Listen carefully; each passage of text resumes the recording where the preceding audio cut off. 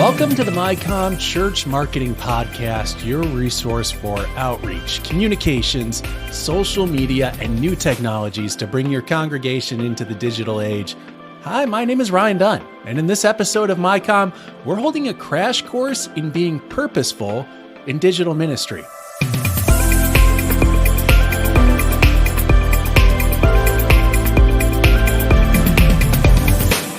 For a number of years, I've worked as the Minister of Online or Digital Engagement for United Methodist Communications.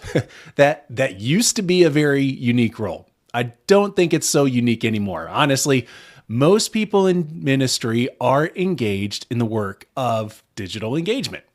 In fact, Reverend Jim Keat, who is another person with a title like online minister like me, he released a video titled, "There is no such thing as digital ministry." The title is alarming to someone who kind of makes a living in digital ministry. And considering also that Jim is someone that I often look to as a resource, I really found it startling. Well, the title might have been a little clickbaity. Jim probably wouldn't disagree with that. The gist of the video is that digital ministry is so ubiquitous, it's so widespread, that it's really indistinguishable from all the rest of ministry. Digital ministry is just a part of ministry in general. And that's an idea that I can get behind. Certainly, when we were in pandemic lockdown, we all readily saw that digital ministry was a key part of all ministry. And I maintain that this is not abated, even though lockdown regulations have. Most of our population are using digital means to get information and to, in part, develop relationships. We engage in community with the help, often, of digital platforms. For those of us in ministry, though, this can be a little bit scary because we actually have little to no training in digital ministry or web marketing or online community building. Recognizing that in 2020, I helped to build the Pastoring in the Digital Parish podcast, and I did that podcast for a number of years. And I learned so much in talking to other practitioners of online community building and digital marketing and even theologizing the church in digital spaces. As we sunset now that podcast, I wanted to carry some of those learnings into the future and hopefully provide something helpful for those of us concerned with ministering in digital spaces. So this episode of MyCom is going to pull some clips from pastoring in the digital parish. We're going to hear some voices from both inside and outside of the church who will help us bring a sense of purpose to the ways in which we connect with people and build relationships and build purposeful discipling communities with the help of our digital or online assets. So this is going to be a crash course in being purposeful about ministry in digital spaces. I've got 6 clarifying questions for this crash course that we're going to work through. This crash course is brought to you by Rooted Good, your church, your community, your future. The Good Futures Accelerator provides churches with the tools to create mission-driven uses of church property and new revenue streams. Learn more at rootedgood.org/goodfutures. Okay, let's get underway with question number 1. What is it that people need? I spoke with Charles Vogl, who is the author of The Art of Community. Charles puts forth a convincing claim that we are in the midst of a different kind of pandemic. It's a pandemic of loneliness. Charles talks about making it clear about how you or your organization might communicate how you help people meet their needs or how you offer them value. He notes that this is part of building a sense of community identity that can be called a brand. So as Charles talks about branding here, he's talking about our communicated identity, in this case, in digital spaces. So I'm glad you asked. Specifically for this reason, and let's be really clear, Ryan, I am not a marketer. I have never been a marketer. I don't pretend to be a marketer.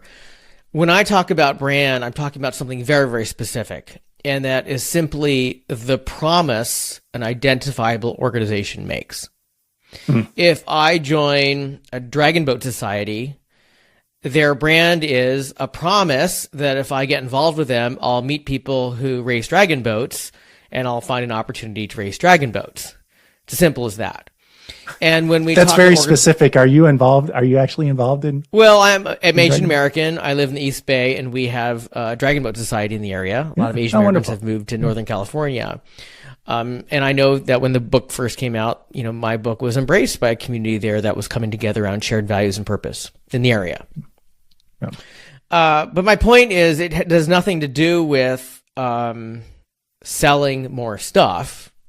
Now, obviously, if we have a promise of value, people hopefully will find us because they want the thing. And if it's a ministry context, if you're trying to find a ministry that speaks to families with young kids who want to be educated in a certain faith tradition, then there better be a promise of value there. Otherwise, you're not going to find them and you're certainly not going to stay.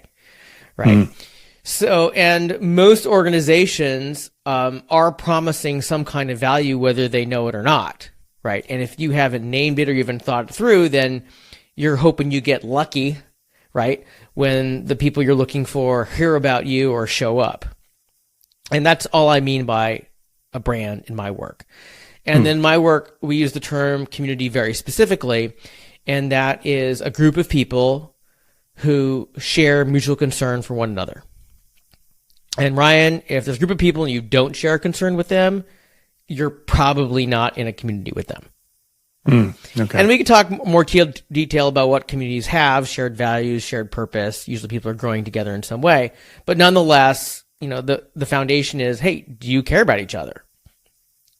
So when we talk about brand community, all we're talking about is some organization that promises value, and that can be ministerial, right? Not all ministries minister in the same way to everybody, and if they try, good luck with that. Mm-hmm. And then are the people involved in your ministry finding experiences that are leading them to create the relationships where they care about other people in that ministry, and are those experiences helping them understand that people care about them? And unfortunately, Ryan, as I literally travel the country talking about this, I find that people are spending a lot of time and a lot of money trying to create a lot of experiences that don't deliver any of that. And it's unfortunately because they're often trying to brag figuratively or literally how many people showed up to get pizza. Yeah. And focusing on how many people came to get pizza is very different than when Ryan showed up. Did he find the things that let him understand there are people who care about what he cares about and will care about him or does care about Ryan at some level? Now, in order to communicate well who we are, we need people to pay attention to us. And to do that, it helps to understand why people are in digital spaces and what kind of things they're doing when they're in these digital spaces. Dr. Kelly Price of East Tennessee State University specializes in consumer behavior and brand building. So Dr. Price will help us frame question number 2, which is, why might your people be in digital spaces and what are they doing there? What have you noticed people are looking for when they're like surfing around online? Yeah. And why are they doing that, right? Yeah, absolutely. Motivation is the reason for the behavior, okay? So I mentioned a second ago this external and internal influences. And what I mean by that, because that leads to motivation. External influences are things like that impact us and impact our behaviors, purchase behavior and all other behaviors, but we're talking about purchase here. Or consumer behavior here. Those are like culture that you grow up in, the values that you have, things like that. The people that are around you, we call them reference groups. Your reference groups, like your friends, your parents, things like that. But we also have these internal influences that are formed. Those are learning or self-concepts, memory, attitudes, those types of things. And those lead into why we do things, the reasoning of it all. There's a bunch of really boring theories that I could go into, of course. But I have to tell you, one of my favorites is called the McGuire theory. And it's been around since 1960-ish or so.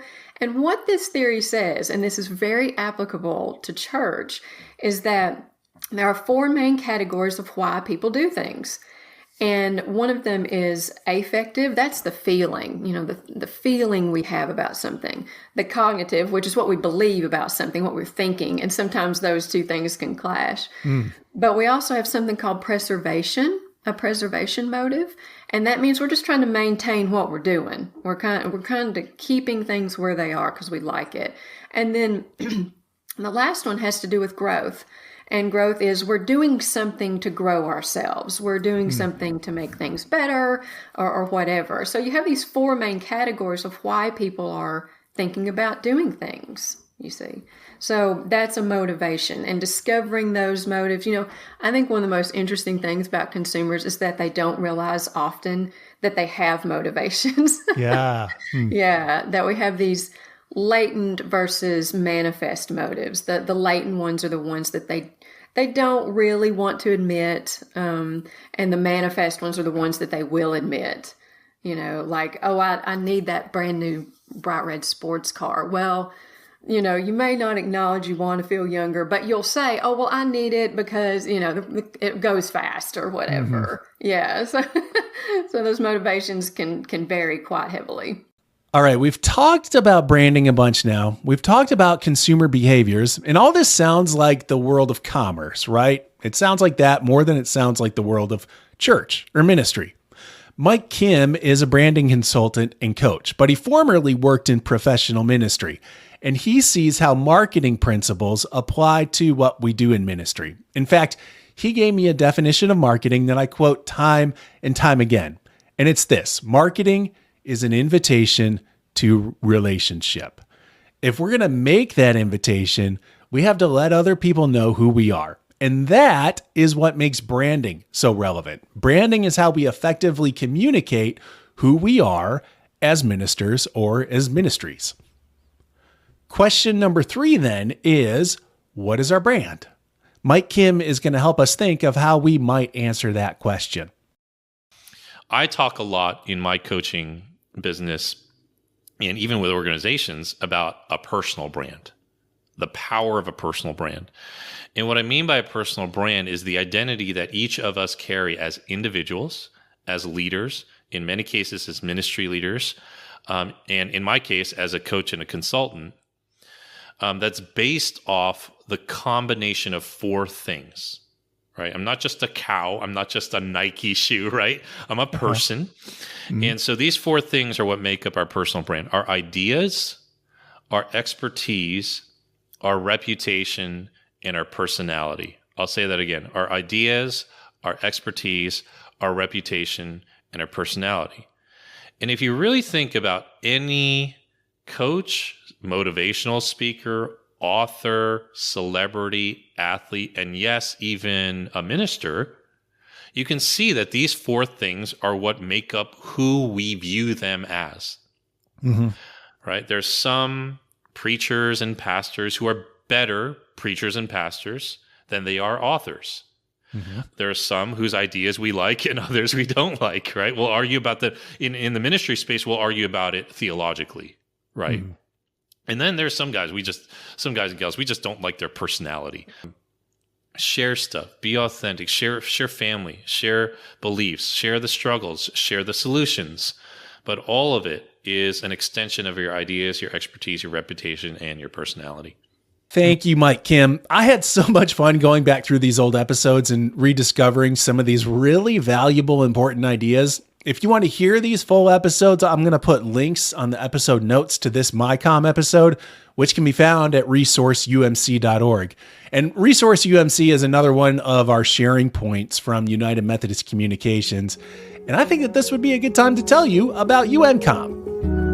At United Methodist Communications, we've been telling the story of God's work through the UMC for 85 years, supporting church communications, equipping leaders, and spreading messages of hope. Ministries like the MyCom Podcast here are how we live this out, offering practical tips and inspiring stories to help you navigate the ever-changing world of church communications. We strive to keep resources like this podcast free of charge, but we need your help. When you give to UMCom at umcom.org/donate, you're not just funding a podcast, you're fueling critical denominational communications ministries. your dollars will be transformed into trustworthy, dynamic news that tells the authentic story of the United Methodist Church. So, if MyCom has helped your ministry, we pay it forward with a gift to UMCOM today at umcom.org/donate. Together, we can communicate hope and transform the world, one message and one gift at a time. Again, visit umcom.org/donate to make your impact today. We're back with our crash course in purposeful digital ministry on the MyCom podcast. We're up to clarifying question number 4. So in review, the first 3 were 1, what do people need? 2, do you know why they are there? And 3, what's your brand? And now question number 4 is this. Are you listening? That's the question. Are you listening to them? Many of us have a bad habit of engaging in digital spaces, especially on social media platforms, with a bit of a hit and run mentality. So we get online, we drop a nugget of knowledge or of help or of some kind of care, and then we just kind of bail. Nelson Musonda talked with me about social listening. In a way, it's eavesdropping on the cultural conversations of our digital spaces. So start from church, know your audience, your members. Make sure you ask them when it comes to your spiritual needs. What are your challenges? When it comes to raising kids, Christian kids, or when it comes to a Christian home, whatever it is, what are your challenges? Okay? Let people tell you what their challenges are. Okay? And then as a church, as a leadership, you go out and find those solutions for them. I want to put some practicality behind this with some stuff that I read. David Spinks is the author of The Business of Belonging and the co-founder of CMX, and he does a lot of work in community marketing. He wrote a post about focusing on practice over purpose. And he offered as an example, climate change communities. Climate change communities, they often flop. And it's not because people don't care about climate change. It's just that once they join these communities, they don't know what to talk about. The communities are very high on purpose, but they're low on practice. And I'll bet a lot of our church communities might feel the same way. They're high on purpose, but they're kind of low on practice. So he has an exercise that helps define community practice. And I bring it up here because it actually helps define our specific targets in building online spiritual community. Now, he calls it finding your members turpentine. He instructs us to take like 30 minutes to write down 25 questions you believe your members are going to ask. And he offers these questions as jumping off points for you. What do your members wake up and think about every day? What are the little annoyances that they have to deal with? What are the raw materials of their work? What details do they tend to obsess over? What are the questions that only your members would know to ask? There are plenty more, and you can look that up. I'll even link the article on the show notes page. But this practice roots your online community in your users or your members' reality, and it gives personality and vision to the people that you hope to form relationships with. I found it very useful. Moving on to question number 5 in our digital ministry crash course, I would put the question like this. Are your brand and your community staying on task? In the very first season of pastoring in the digital parish, I spoke with the founder of Boss Moms. Her name is Dana Malstaff. What surprised me with our conversation is that she shared how just protective she and her admins are about their Facebook group. If you're going to be a part of their space, you have to be on task or target. And their group exists for a specific purpose, and they're upfront about communicating that purpose and inviting others to connect over that purpose. Well, I do think one of the most important things is the rules, right? Is the boundaries. They did this study where it was a dog and their owner, right? And they put him in a field and there was no fence, and the dog on average stayed with the owner, right? But when they put them in a field and there was a fence, the dog would play. It's, the same thing with kids. Boundaries are very important. Like, boundaries don't keep freedom away. They invite freedom, right? Because we know where our parameters are. And so boundaries in your group are really important. So very early on, and our rules have morphed over the years, but from very early on, it's like, don't come in here and teach to people. We want you to ask questions. Don't ask for help, and then in the posts, and give help in the comments. That's my biggest thing. Ask for help in the post, give help in the comments. That's where it is. You want to teach somebody about something, then do it in the comments, because really the posts are the icebreaker. So very early on, we would have a welcome video that would tell them about that. Once we got more people joining every day, and we wanted to make the pinned post something different, we now do a daily welcome of everybody who's entered. We get a lot of people a day, so you don't have to do that in the early stages, but a welcoming to set the stage. Here's the rules, and here's how you engage, and here's how we'd like you to start. So give them that little nudge, right? Maybe in your group, it's about introducing yourself and saying one or two things that you want, and guide them on what you want them to say. Maybe you want them to ask a question about something they're yearning for. Maybe you want them to say what their, favorite piece of scripture is, or maybe you want them to do so. Give them a prompt of what you want them to do first. And usually that can be something where you want them to ask for support, and something where you tell them to give support. And then what you do is, like we would do in any kind of church situation, which is, treat your neighbor how you'd like to be treated. It's the same thing, is create a posting habit that you want to perpetuate, because people will come in and they will see how it works, and they will fall in line with how it works. So if they see posts that have no comments, they're not going to comment, right? If they see that there's a ton of engagement, it frees them up to engage. So if you see things that aren't getting comments and things like that, I've gone in, and if nobody's engaging in the early days, I would delete the post. Okay. And I would try something else. So instead of it looking like a barren wasteland of nobody engaging, I would get rid of the stuff that didn't work, and I would keep the stuff that did. And then I would go and actually tag some members that I knew and say, I'd love your opinion about this. Right. And so part of what that is in the early stages is treating it like a space where you want to get to know everybody. Now, most of digital land is content. Content is key. And content might be like the questions that you ask on a Facebook group like Dana talked about, or it might be the Instagram reel you make for your youth ministry. It might be the food pic that you shared from dinner last night. When it comes to being purposeful in digital spaces, we need to ask if our content is purposeful. That's question 6. Is our content purposeful for our goals? And if we pull all of our learnings together, we'll see that the best digital content is content that provides authoritative, user-focused information. This is information that goes beyond telling someone about just the who, what, when, where of your church community. So basically like an invitation to the next event. Instead, we want to think about content that is made with the goal of enlightening the user in mind.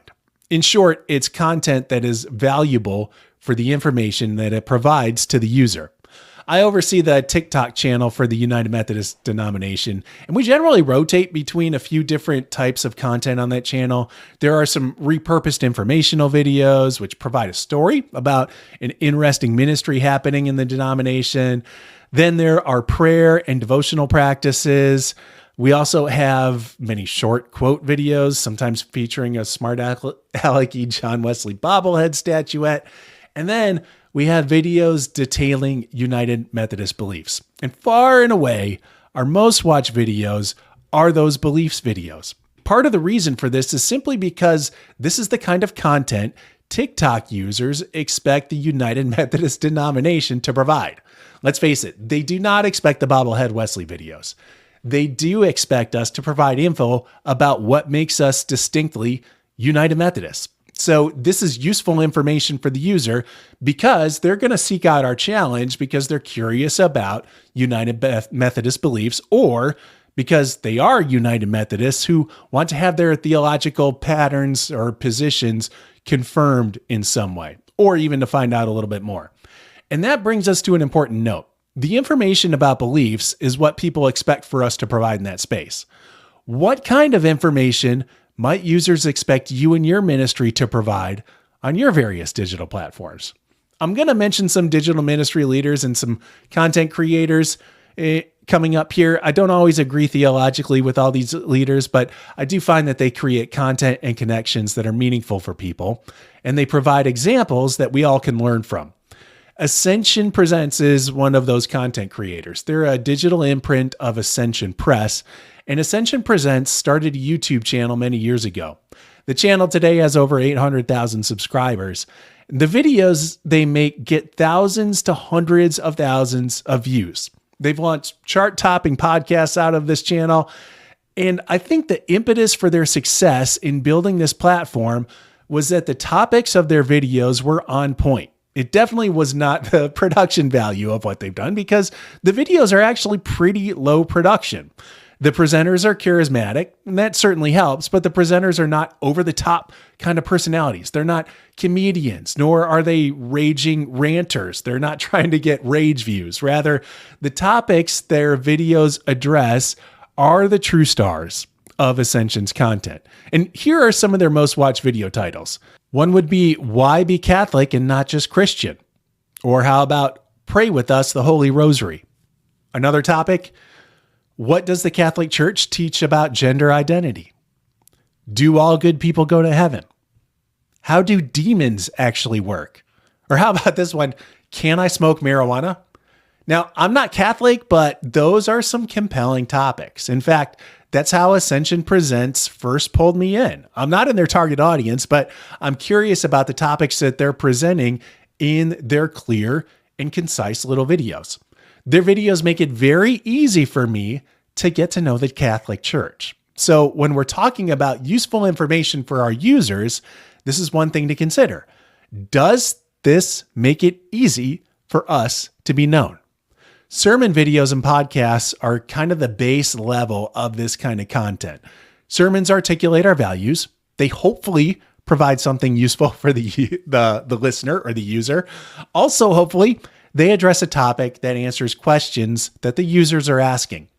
The other portion of the useful content equation involves producing content that reveals to the user something about themselves. Oftentimes for us, this comes up in answer to a question like, do I agree with this point of view or not? People are seeking out this content in earnest because they're looking to interact or wrestle with their beliefs a bit. So the theological point of view is valuable to them. All this to say, the content that groups like Ascension produce is very user-focused. It's more about connecting with and informing the user than it is about broadcasting something about the organization. In a Venn diagram, if you can picture this in your mind, a Venn diagram of these two types of content, user focus being one circle and producer focus being another, there's likely to be a lot of overlap. The call for the church of the future is to be intentional about this area of overlap, because the digital world is a fickle space. And if users don't find what they want from you, then they're just going to click on to somebody else who does provide something more akin to what they want. So that is how we're going to begin to frame our question around creating valuable content. All right, we are getting set to wrap up here. I want to review our 6 questions for our crash course. They are: number 1, what do people need? Number 2, why are they here and what are they doing here? Number 3, what is your brand? Number 4, are you listening? Number 5, are you staying on task? And then number 6, what is the value for the listener, viewer, user of your content? That is a wrap on this month's MyCom. Again, it's possible through the support of the Rooted Good program. Your church, your community, your future. The Good Futures Accelerator course provides churches with the tools to creatively use church property to align money and mission and build financial resilience. Imagine empty rooms to shared working spaces, commercial kitchens to incubator food businesses, parking lots to weekly farmers markets. Your solution will be unique to your church and your community. Good Futures works. Learn more at rootedgood.org/goodfutures. I'm going to post links for all the various episodes of Pastoring in the Digital Parish that we utilized in this MyCom Podcast episode. You can find more MyCom episodes and episode notes at resourceumc.org/MyCom-podcast. Of course, resourceumc.org is your one-stop destination for leaders throughout the United Methodist Church, so visit often for ideas and inspiration for leading the church into the future. Again, my name is Ryan Dunn. Big thanks to United Methodist Communications for making this podcast possible. Specifically, thanks to Renee McNeil for production and content support, to the marketing team at UMCOM, and Elaine Denson for technical support. MyCom is a monthly podcast, generally premiering new episodes on the third Tuesday of each month, so I will be back with you in October. I'm looking forward to it. In the meantime, peace.